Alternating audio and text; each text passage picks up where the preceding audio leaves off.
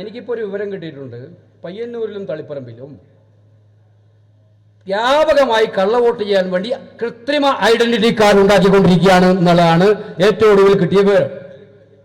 ഞാൻ വളരെ ആധികാരികമായിട്ട് പറയണം.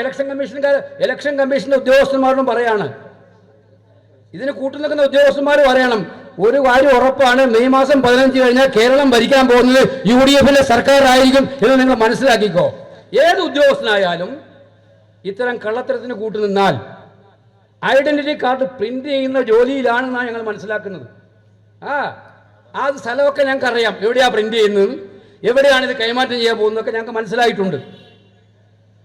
അപ്പൊ ഈ തളിപ്പറമ്പിലെയും പയ്യന്നൂരിലെയും പ്രത്യേകിച്ച് ഈ തെരഞ്ഞെടുപ്പുകളെ അട്ടിമറിക്കാൻ കൃത്രിമ വോട്ടർ പട്ടിക ഉണ്ടാക്കിയിട്ട് അതല്ലെങ്കിൽ ഐഡന്റിറ്റി കാർഡ് ഉണ്ടാക്കി ആ ഐഡന്റിറ്റി കാർഡുകളെ കൊണ്ട് വോട്ട് ചെയ്യിപ്പിക്കാനുള്ള ശ്രമമാണ് CPM ഇവിടെ നടത്തുന്നത്. 10 കൊല്ലമായിട്ട് അധികാരം ദുർവിനിയോഗം ചെയ്ത് എല്ലാ കള്ള വോട്ടും ചെയ്ത് ഞാനൊക്കെ പാർലമെന്റിൽ മത്സരിക്കുമ്പോൾ സുധാകര മരിച്ചുപോയ ആൾക്ക് ജീവൻ കിട്ടുന്നത് എൻ്റെ ഇലക്ഷനിലാണിരുന്നു. വന്ന് വീട്ടുകാർ വളരെ സന്തോഷിച്ചിരുന്നു. വന്ന് കാരണം മരിച്ചുപോയ ആളല്ലേ തിരിച്ചു വന്ന് വോട്ട് ചെയ്തിരിക്കുന്നത്. അതായിരുന്നു അന്ന് പയ്യന്നൂരൊക്കെ സ്ഥിതി.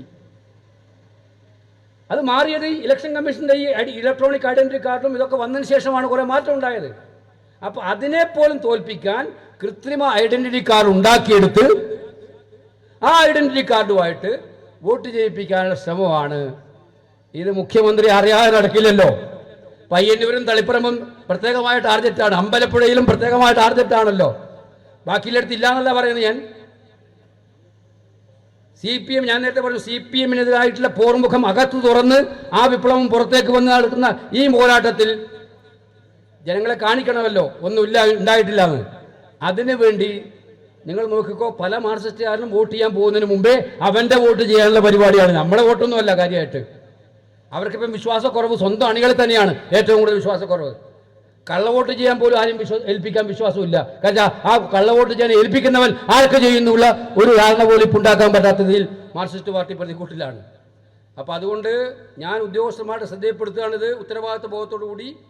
അപ്പോൾ അതുകൊണ്ട് ഈ കാര്യത്തിൽ അടിയന്തരമായ നടപടി സ്വീകരിക്കണം. കിട്ടിയൊരു വിവരം അവർക്ക് ഷെയർ ചെയ്യാൻ ഈ വേദി ഉപയോഗിക്കുകയാണ്. ആ വിവരം ഉദ്യോഗസ്ഥന്മാരെയും അറിയിക്കും. ഞങ്ങൾ അവർക്ക് പരിശോധിക്കേണ്ട ഉത്തരവാദിത്വം ഇലക്ഷൻ കമ്മീഷനാണ് എന്നുള്ള കാര്യം അടിവരയിട്ട് പറയാൻ ഞാൻ ആഗ്രഹിക്കുകയാണ്. അങ്ങനെ ജനാധിപത്യത്തെ അട്ടിമറിക്കാൻ മോഡി അവിടെ ചെയ്യുമ്പോൾ അതിനേക്കാൾ കൂടുതലായിട്ട് ഇവിടെ ചെയ്യാൻ CPM രംഗത്ത് വന്നാൽ അതിനെ നേരിടാൻ ഞങ്ങൾ സർവ്വസന്നാഹത്തോടെ മുന്നോട്ട് വരും. നിയമപരമായിട്ടുള്ള എല്ലാ നടപടികളും സ്വീകരിക്കുമെന്നുകൂടി പറയാൻ ആഗ്രഹിക്കുകയാണ്.